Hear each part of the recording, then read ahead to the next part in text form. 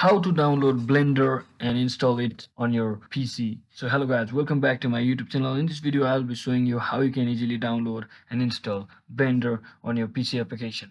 So just simply head over to any of your browser, and inside your browser simply go to this website called blender.org.com, and once you come here you will get this interface, and you can simply click on the download button from here. And once you come here you can simply click on the download button, as I'm already downloaded.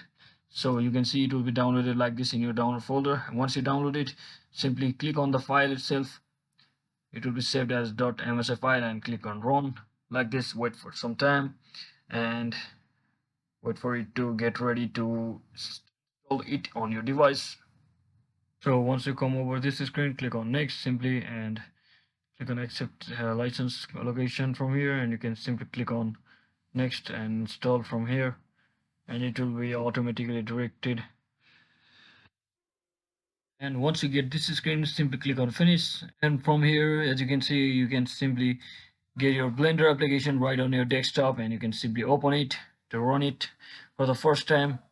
So that's it guys, that's exactly how you can easily download and install your Blender application on your PC or laptop. Thanks for watching. Don't forget to like and subscribe to the channel. See you in the next